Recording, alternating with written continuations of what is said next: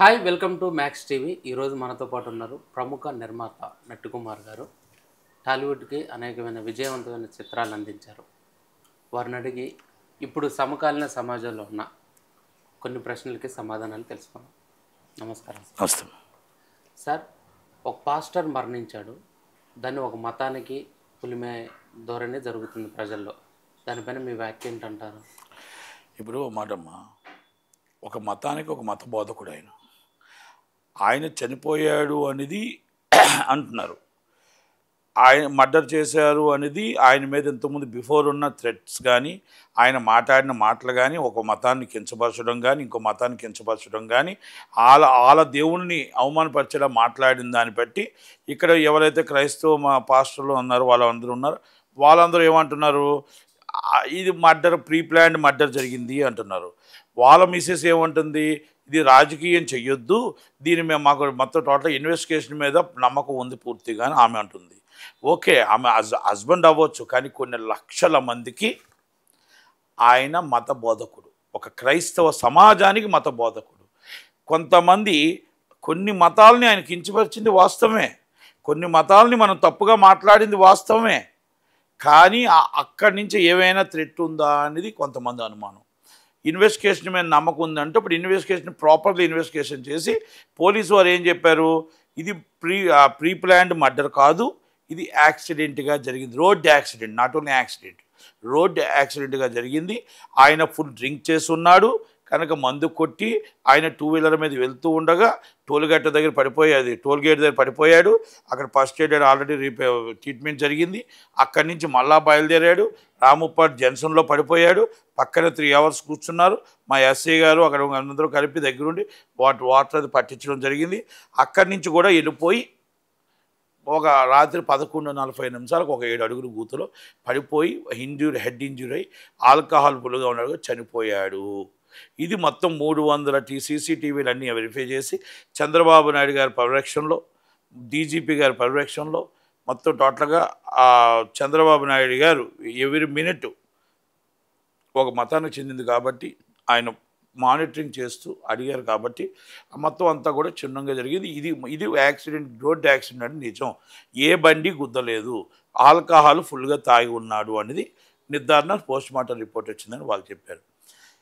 అది ఆయన నిజంగా మందు అలవాటు ఉందా, ముందు రోజు ఇక్కడి నుంచి బయలుదేరేటప్పుడు ఎందుకు బయలుదేరి వెళ్ళాడు, ఏమైనా గొడవ జరిగిందా, ఏమైనా ఇష్యూ జరిగిందా, ఆ ఇష్యూ జరిగితే మందు అలవాటు ఉంటే అలా కొనుక్కొని యూపీఐ పేమెంట్లు కూడా ఆయన అకౌంట్ నుంచి వెళ్ళాయని కూడా నిర్ధారించారు.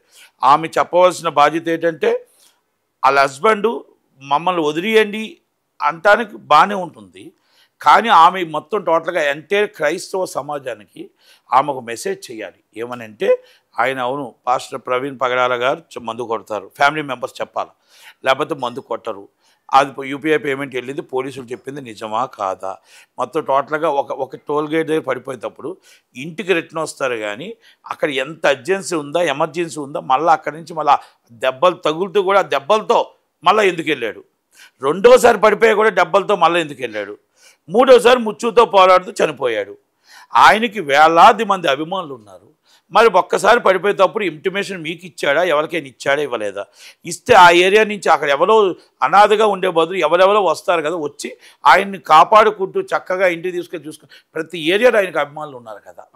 నెంబర్ 1 అంటే అంత ఎమర్జెన్సీ పని ఏంటి, అంత దెబ్బలు పడిపోతూ లెగిస్తూ దెబ్బలు తినుకొని వెళ్ళి ముచ్చుతో పోరాడుతూ చనిపోవాల్సిన అవసరం ఏముందని చెప్పవలసిన బాధ్యత, మెసేజ్ ఇవ్వాల్సిన బాధ్యత క్రైస్తవ సమాజానికి, వాళ్ళ మిసెస్ క్రైస్తవురాలుగా ఆమెకు ఉంది, సేవకురాలుగా ఆమెకి వాళ్ళ ఫ్యామిలీ మెంబర్స్కి ఉంది.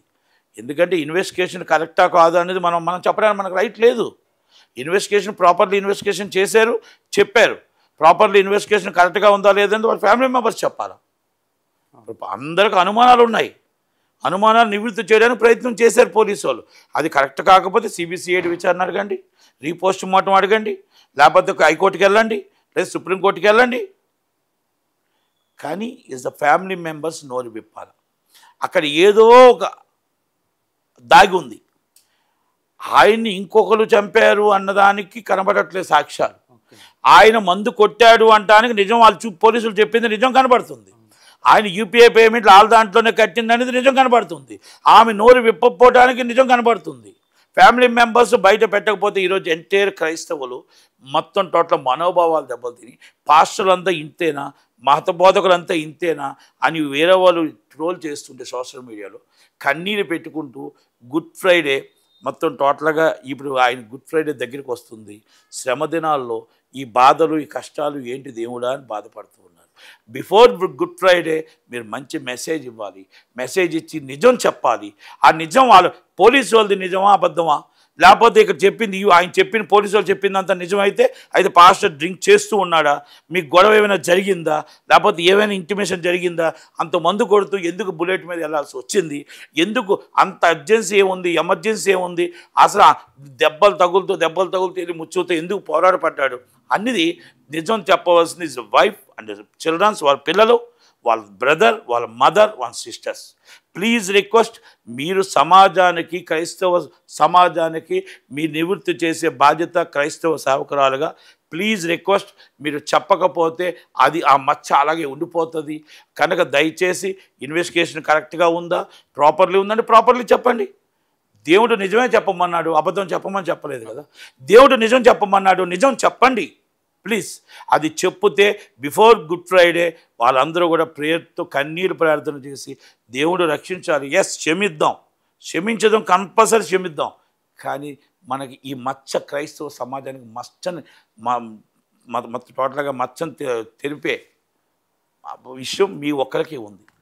ఎందుకంటే దానికోసం తెలిసిన వ్యక్తి మీ ఫ్యామిలీ మెంబర్స్ తప్ప ఇంకెవరికి లేదు. కనుక దయచేసి క్రైస్తవ సమాజం కన్నీరు ప్రార్థన చేస్తుంది. వాళ్ళందరికీ నిజం చెప్పమని బిఫోర్ గుడ్ ఫ్రైడే కోరుకుంటూ నమస్తే. నటి కుమార్.